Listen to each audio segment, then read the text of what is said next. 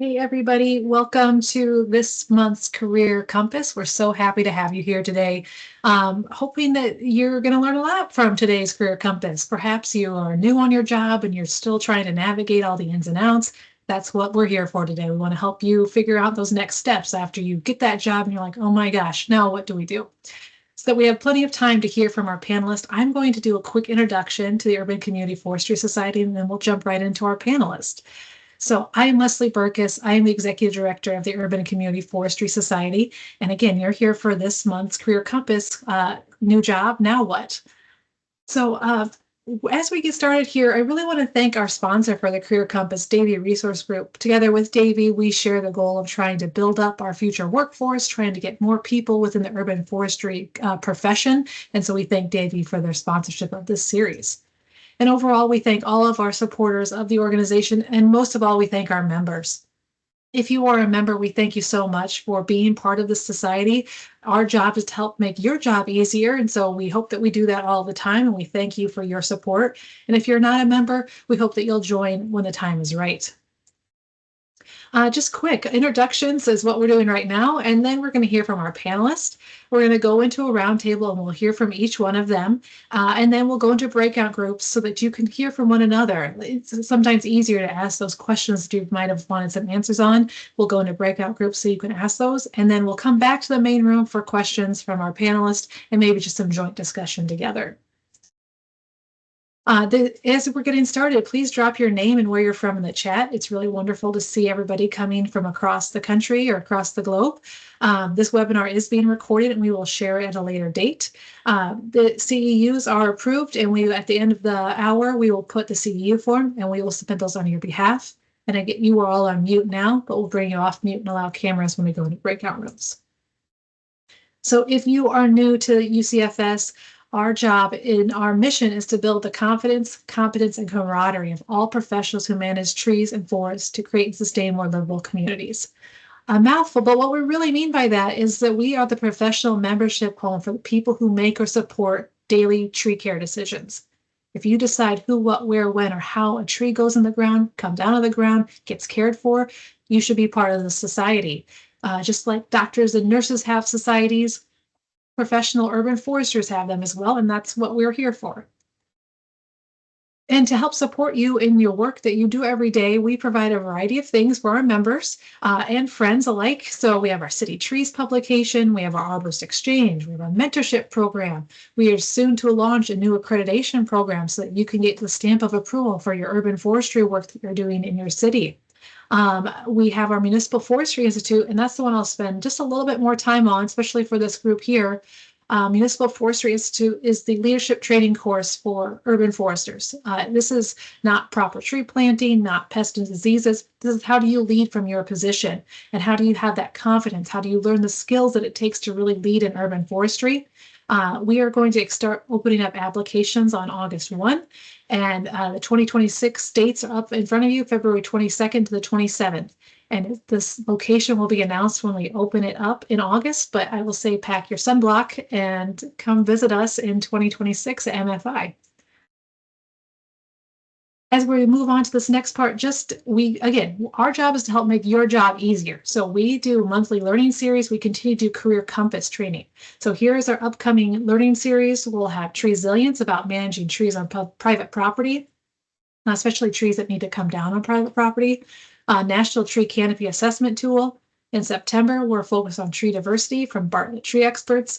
And then in October will be our final Career Compass of the year. And it'll be focused on, now that you've got the job, you're just started, now imagine yourself 1 year on the job.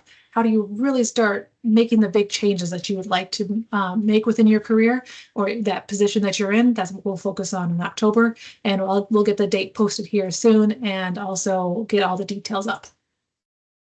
So finally, if you're not a member, really hope that you'll join us soon. If you are a member, thank you so much for being here.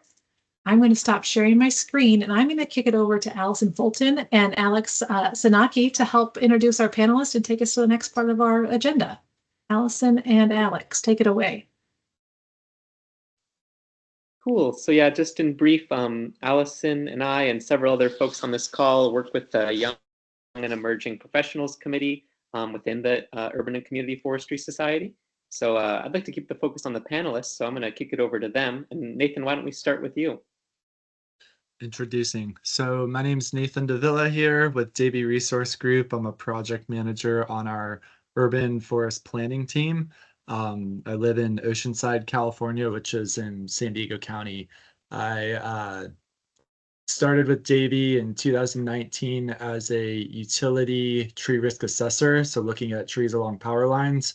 Um, about a year and 3/4 into that, I was asked to develop a tree planting program for the utility, our client here.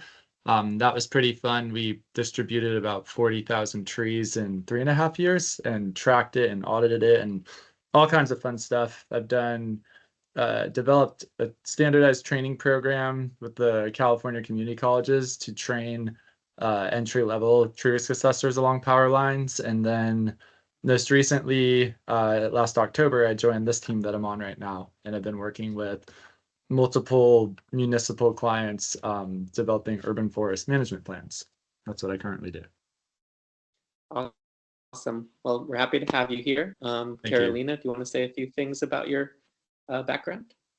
Yes, thank you. My name is Carolina, as you said, and I am in Canada, in the city of Surrey, where I am a city arborist enforcing the tree protection bylaw or ordinance on private property. So all my work is on private trees and dealing with people that want to take down a tree or build something beside a tree. And so that's where my life revolves around. But I also am part of this fabulous organization, and I was one of the facilitators for MFI earlier in February, and I encourage all of you to try and attend if you haven't already, because even I, as a facilitator, learned so much. It's fantastic. Thank you so much. And our final panelist, Mads, do you want to say a few words? Hi, everybody. I'm Mads. I'm in Indianapolis, Indiana right now. I work for the Indiana Department of Natural Resources as part of the Community and Urban Forestry team. It's a mouthful. And I am the Urban Forestry Specialist. So I work across the entire state supporting people in their urban forestry efforts. That's like with money, grants, and like technical support. Awesome. Well, we feel very fortunate to have such an experienced panel. We're going to kick things off with a question for Nathan. So our first question is, in a new position, how do you stay engaged and say yes to opportunities without burning out or overcommitting yourself? So it's kind of about how do you make priorities? Yeah, definitely a lot of self-reflection and kind of checking in with yourself to see where you're at as far as how you feel about the work you're doing. I think one of the first things to acknowledge is that when you first start a job, and if you're really serious about growth, you kind of do have to push that line of, going above and beyond per se, and really just being open, right? If once you step onto a job for the first time, you're walking into a system, whatever that system is, if it's utility or municipal or what have you, and identifying like, what is my role here, and just showing up ready to learn, right? And part of that is saying yes. And as long as you're getting paid and you're happy with the work you're doing, like go explore and go. You have to really put yourself out there to dig into it. I think for me, I do have such a high like energy output, and I said it yesterday, it's like bottle rocket energy, where I'll get excited about an initiative, whether I started it or I was welcomed into it, and then I go really hard on it, and then eventually I get to a point where that bottle rocket fuse ends and I have to stop, and the motivation, maybe I'll go to sleep that night or wake up the next day and get to work and I'm not as motivated to do it. And is that burnout, or do I just need a break, right? And so as I've gone through that cycle many times, I've realized that as long as I'm growing and there is growth and I'm being creative, it's more times than not just me needing a break, and it's not necessarily burnout. I have been in burnout situations where it's I'm not there. I haven't experienced that in this career because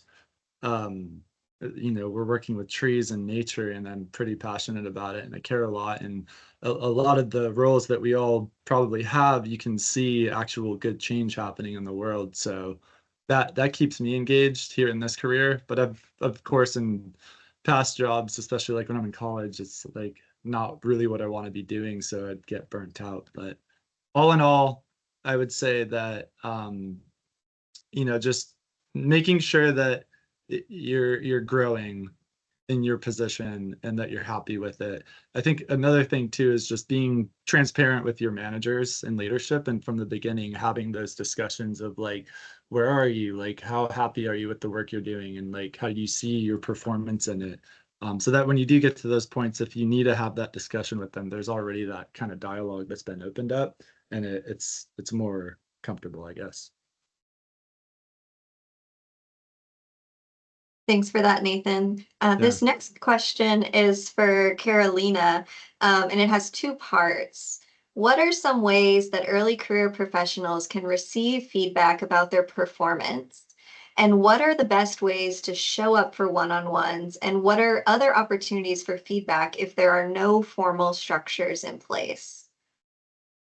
Thank you, Allison. So the first thing that I would like to say is that this feedback is something that people are normally really scared of, and it shouldn't be. And it's always a two-way relationship, if you will. And so my first recommendation for people is, if you are given feedback, or if you are not invited to receive that feedback, but you want feedback, you got to approach it with a growth mindset and with a way of making it become part of your system to build relationships in this new job. So once you're comfortable and you've started your new job, you might be in an organization that has some structured feedback or not.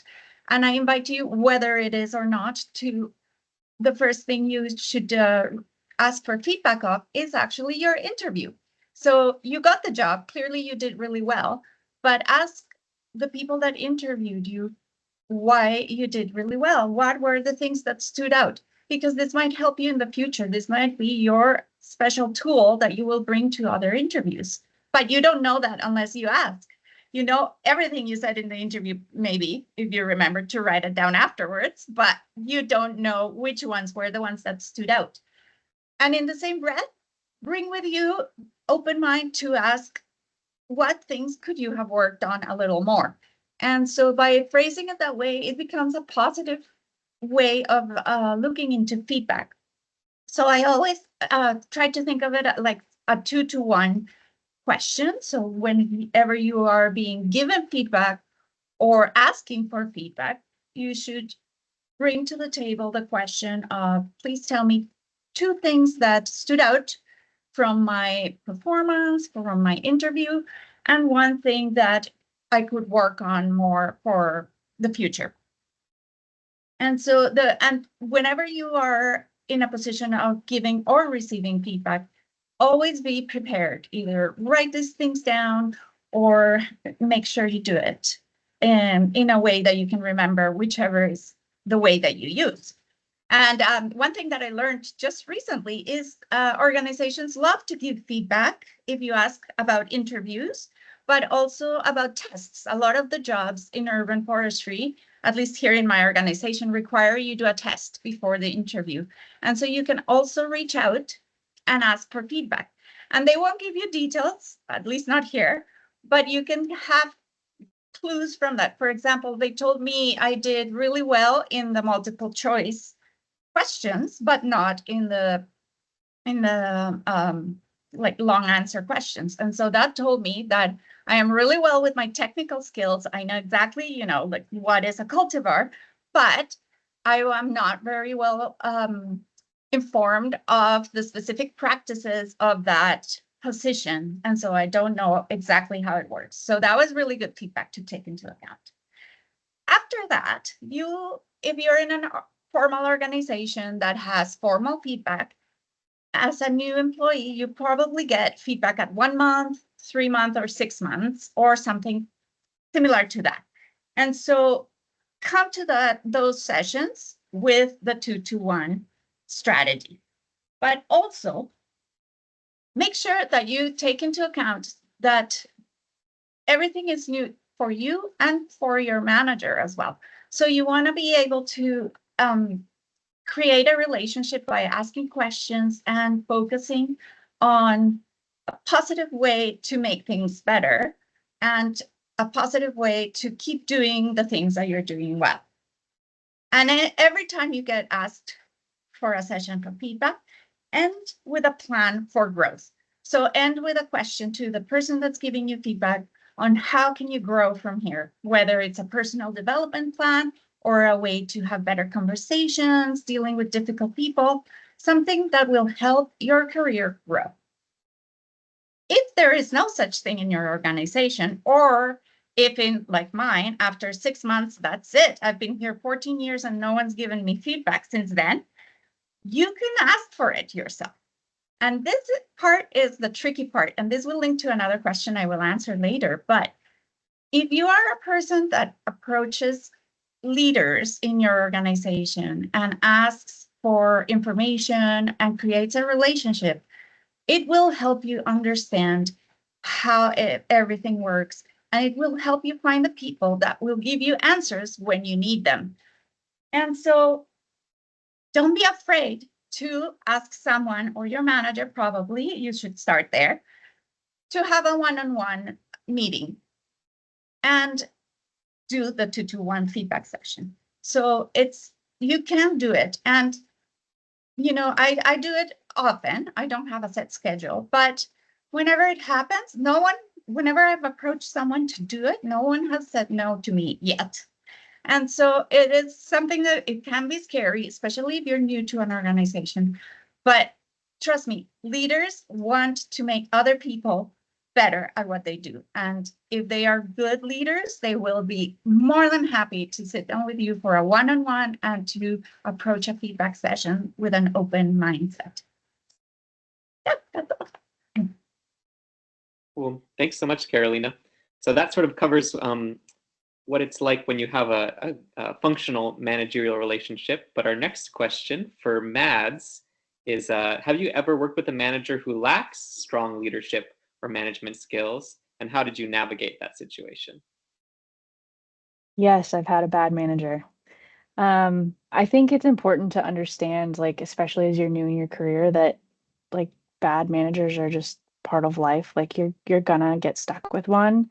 And it's just important to remember that all you can do is like control your own actions and your reactions to what's happening.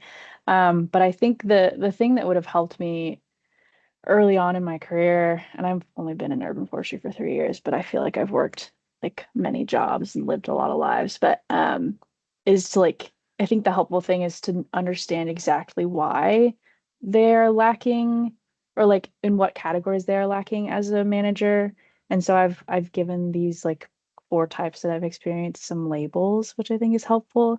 So there's the bestie, and that's like a manager who is like first and foremost wanting to be your friend, doesn't set boundaries really well, doesn't really communicate expectations, but then under external pressure, maybe from their supervisor, will all of a sudden set or enforce rules. And then that feels sudden and unfair. And just like at the end of the day, they don't want to hurt your feelings because they didn't learn how to give good feedback, like Carolina was talking about. Then there's like there's no I in team, and that kind of person will discourage individual recognition, maybe just like role delineation on one side, all the way to just like you can't take credit for your accomplishments. And then there's the bad communicator or the undependable. This is the person who like doesn't do their part, no call, no shows, cancels last minute, sort of doesn't take responsibility. And then there's the too big for their britches. Ego gets in the way of progress, of your growth, the team's growth, my way or the highway attitude, and just generally like asserts authority and feels threatened, I think, by like the skills and knowledge of the employees underneath. And people can be one or multiple of these. And then how do you react to those? Like, how do you control what's within your control? So what's been helpful for me is just like making sure I get clarity on tasks and expectations in writing whenever possible. And if you're met with vague, like non-answers, just push back and continue to try to get a clear answer. And then learning how to clearly communicate your needs, and presenting action items that can be easily implemented. It's, I guess, managing up. It's like, hey, I need more information to decide whether or not I should attend this meeting from this invitation you sent me. Like, can you include these details in the invite so that I can consider my priorities and decide whether or not I should attend? Take notes on what's happening. I think be as objective as you can instead of like, I'm so pissed that my boss didn't show up. It's more of like, document the conversations that were had. They said they would attend something. They were supposed to play a role at a meeting and they didn't. Attempts to contact them, what the impact of the absence was on you, and maybe if you're presenting something to the crowd, to the attendees. Maybe you had to do like an 8-hour tabling shift with no breaks. And then I think like finding an external mentor is the best thing you can do for yourself. Connecting with people on LinkedIn, joining something like Urban and Community Forestry Society, message people who are doing the thing that you want to do. A bad manager can feel like the end of the world, but just finding that outside support and making connections so that someday you can be a good manager, maybe. And I think the other thing is just like being careful when complaining to coworkers. I think it's so easy to fall into an echo chamber of just like venting. And some of that is helpful and you can maybe understand better how other people are experiencing the manager, but you never know who might be relaying that information to someone else. And I think that's a lesson that I learned early on, is just like sometimes work friends are just work friends and there has to be a certain level of separation. Yeah, and then learn to be the manager you need. Focus on your own long-term growth. How can you help yourself? How can you seek feedback and ask for what you need? Thanks for that, Mads. Those are really practical ways to navigate those tricky situations with managers. This next question is for Nathan. Have you ever experienced imposter syndrome in a new role? How did you work through it, or how are you still navigating it? Am I the person that I say I am? Am I Nathan right here today? What is imposter syndrome even? It's a really I think it just kind of goes into like, how confident are you in that you can do the job that you've been hired to do? And so that is another self-reflective question of like, how did I get here? Like, did I fill out a job application and create a resume and go through an interview process and was actually selected to show up on site and be the person to do this role? And if you answer yes to all those questions and you did it honestly and you didn't like just flat out lie in any of that part of the process, then you should give yourself that grace to have the time to grow into the role.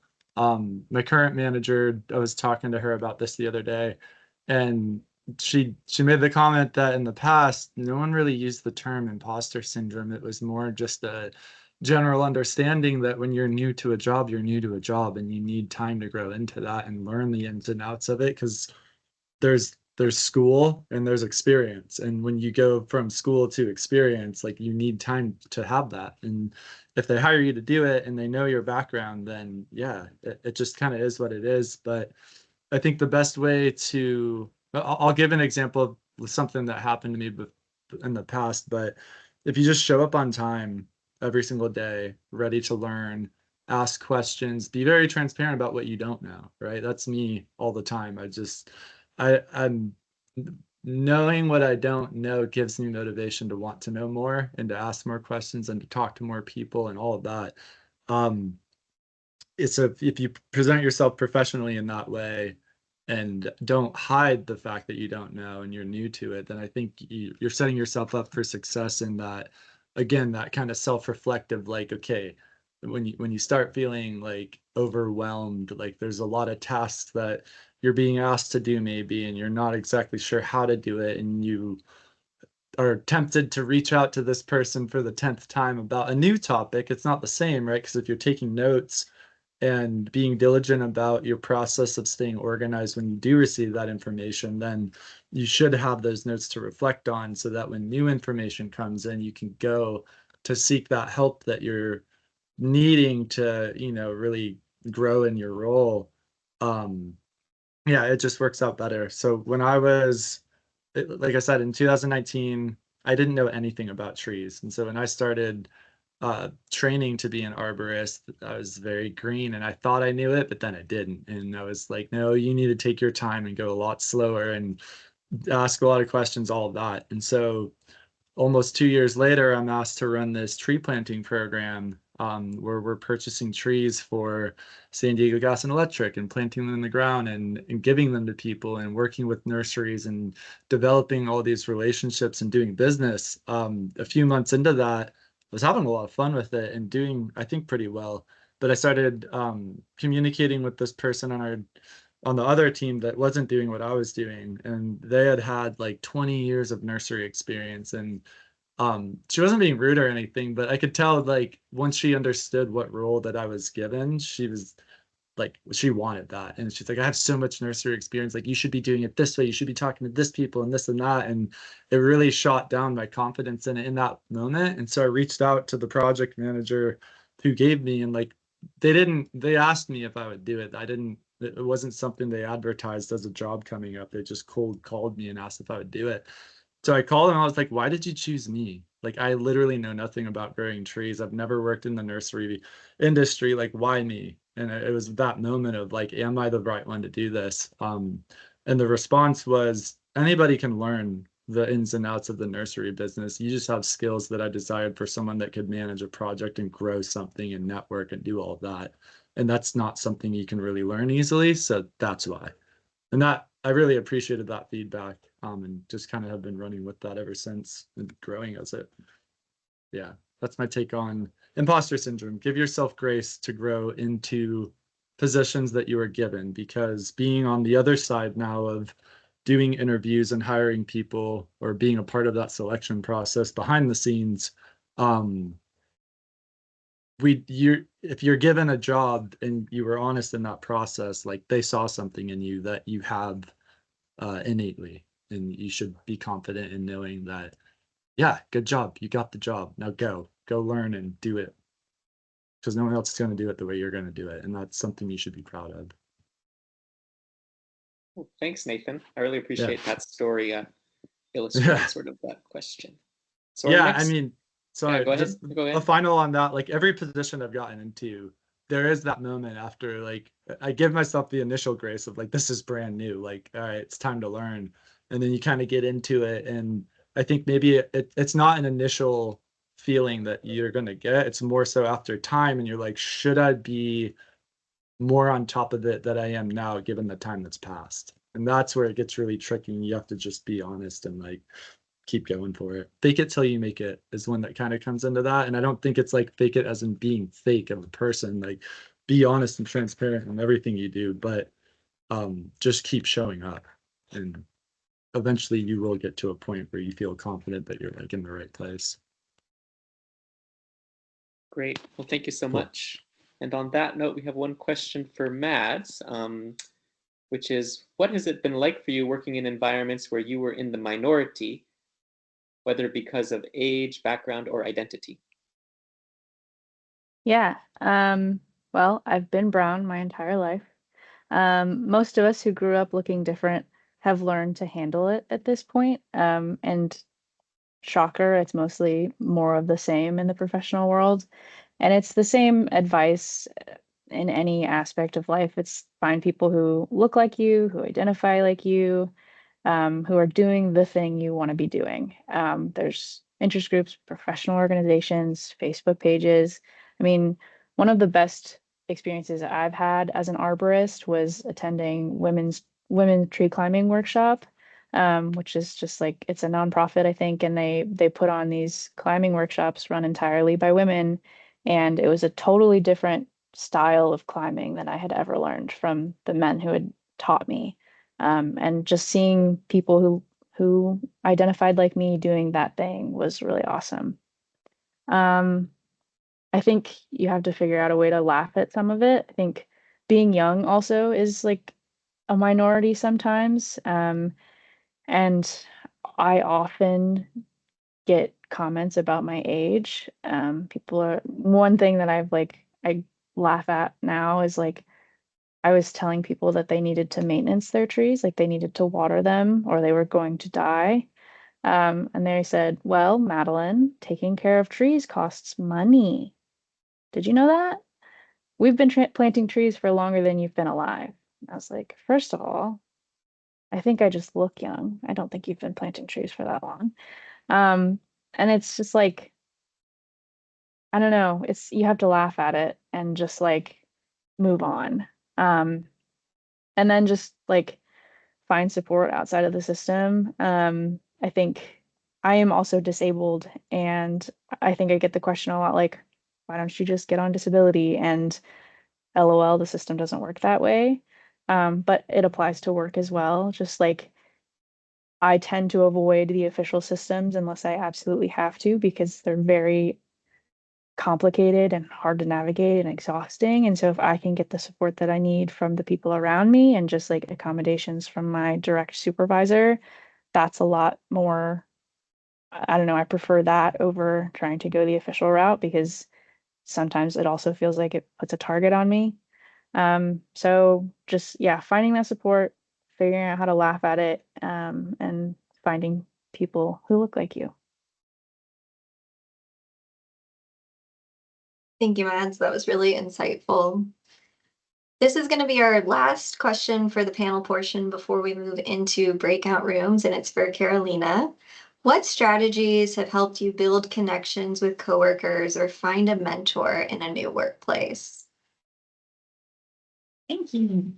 So building connections is, I think, one of the most important things you should do in any job, whether you are new or you've been there for a long time. And it's not an easy thing to do. Even for me, who am very much an extrovert, it can be hard to approach someone you don't personally know and build a relationship. But if you prepare and you are smart about it, you can get a lot of benefits from it and you can be ready. So first of all, if you're new to the job, get to know the team players. So after a month or so, or whatever time it takes, there's no timeline. If you start to know who the team players are, managers, supervisors, even your coworkers, invite them for a coffee. And I say this because, well, I love coffee, but also inviting people for a coffee takes them out of their office so they won't be interrupted with emails or with people busting in, asking questions. And also it makes for a more relaxed setting. And so the way I did it is I wanted to learn about leadership. And so I told them, let's sit and talk about leadership. But you can do whatever you want. You can say, help me learn about the organization, or you can make up whatever you want just to have an entry. And then I tell you, like I mentioned before, leaders will not say no to this because that is what they want to do, is help other people. And so once you have that, make sure you book them with a calendar invite, even though this will not be a formal thing. By putting it in their calendar, it makes sure that they don't double book themselves because leaders are very busy, but they will spend time with you. And so come to the meeting with a few questions.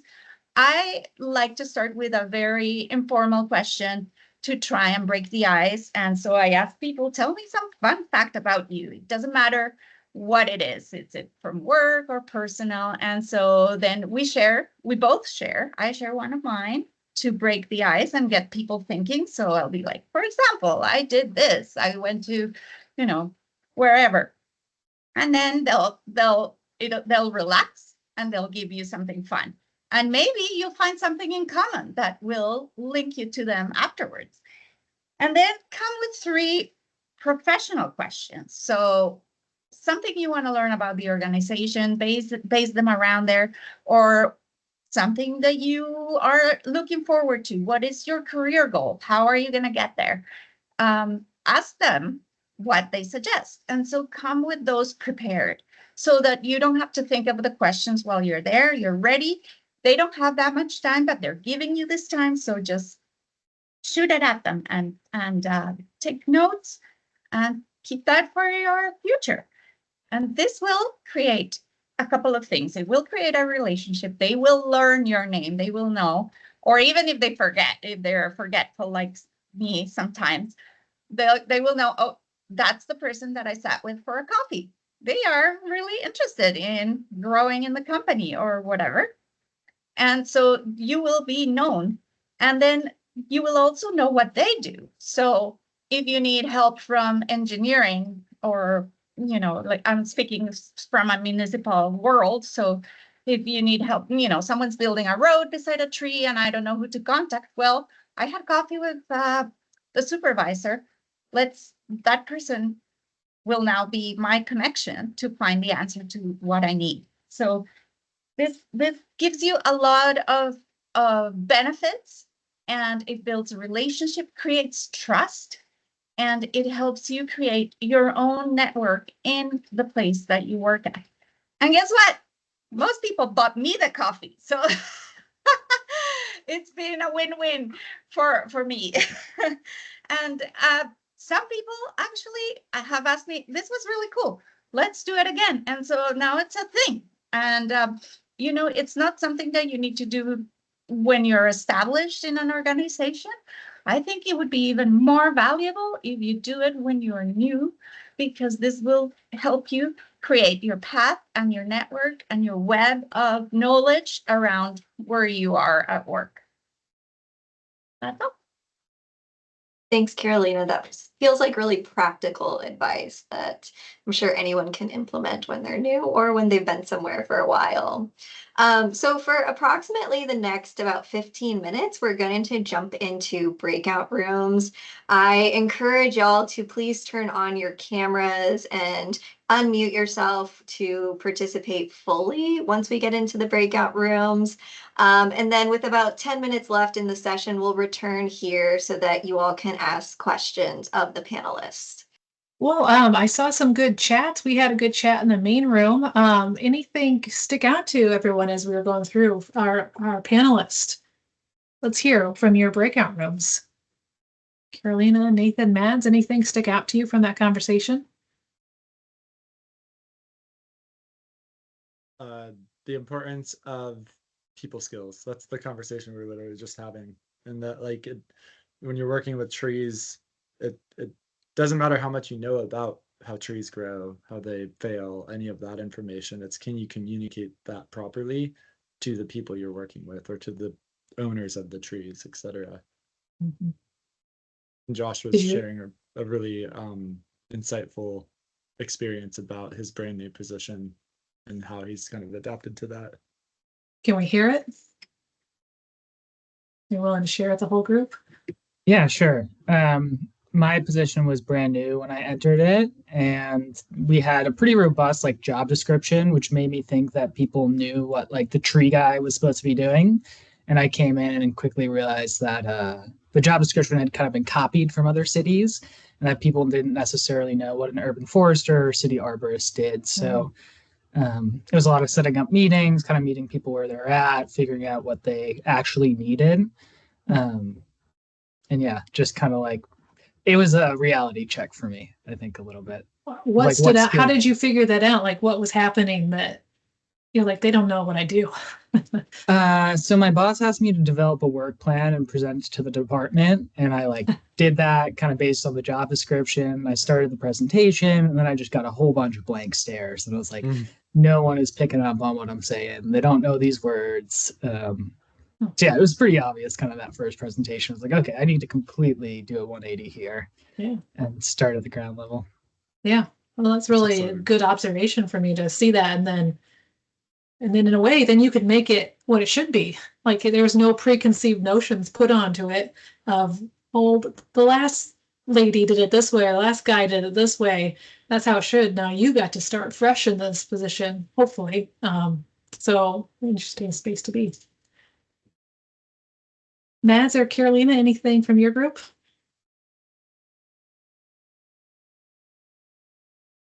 Yeah, we talked a little bit about how a lot of jobs are remote. And so the concept of sitting down with a person face to face, it's harder to do if you are in one of those jobs. So my suggestion was to create some space in the digital meetings to have a more of a personal connection rather than just the professional meeting that you are going to attend to. And so it is a bit harder, and it's something that it's what our world looks like now. So it's something to work on. Yeah. And there was also a suggestion of if you are in such a job, it's important to go to local conferences or events, because that's when you'll get the in-person connection with others. Yeah. Something And it might be a good go place ahead. to employ your idea about coffee meetings too. Like if it might be like someone outside of your realm, seemingly, but they probably have some connection to trees and be like, hey, would you like to go sit down for a coffee? Maybe they won't buy it for you, but it could be a good way to still do those connections. I cut somebody off. Feel free to come off mute and add what you were going to say. Sorry, Leslie, that was me. I was just That's- going to talk about what we discussed in our breakout room. I think just so many of us, because of how much money went into urban forestry with Inflation Reduction Act, are in brand new roles, and we're building things that didn't exist before. Now, Josh just talked about that. There was Emily in my breakout room, and I know like I'm in a brand new position. Just like, how do you even start to understand what success looks like if your role has never existed before? Mhm. Did you guys have an answer?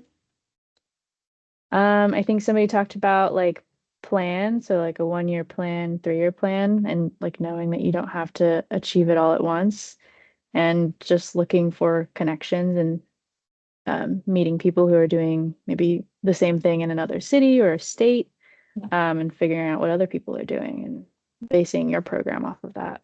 Yeah. Well, I don't think you meant to tee it up, but I'll take it for UCFS. That's a perfect way. That's how we help connect people from across the country. We have a mentorship program. So we have a very formal one where you apply, it's every year, and then we help match you with somebody who might have that same experience. And then on our membership hub, we have a quick match one as well. So it might be, I need to have help with this one issue. And there's a little drop down thing and you click it and you get matched with a mentor.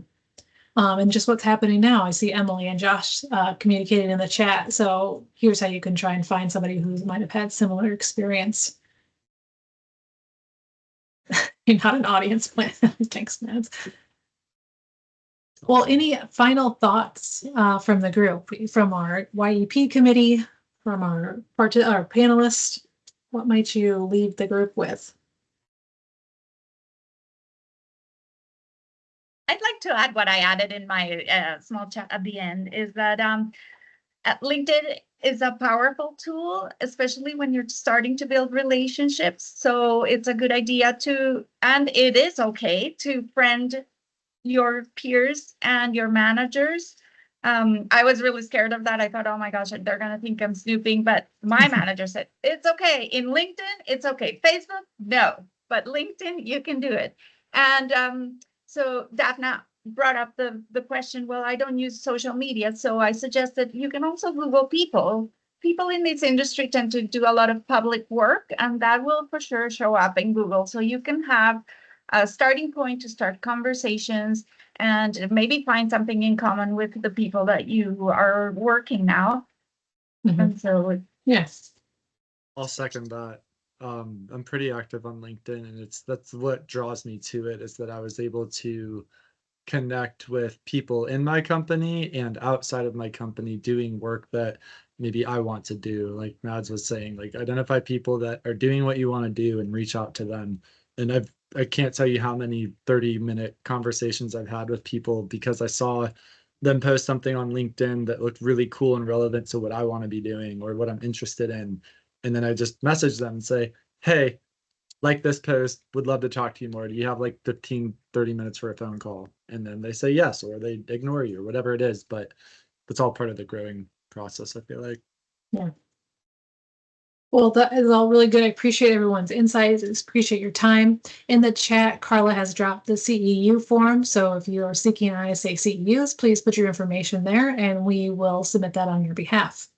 And as we're wrapping up here, I really thank you for joining us today. We need you in this industry. We need you in this profession. We want to keep growing more trees where people need them. And if you're feeling nervous or scared or like, did I make the right decisions or how do I navigate my urban forestry career? That's what we're here for. That's what this network is here for. We need you and we would love for you to keep helping us plant trees where people need them the most. So stay with us. Stay tuned for the next learning series, for the next Career Compass, and we'll look to see you next time. Thanks, everybody. Bye.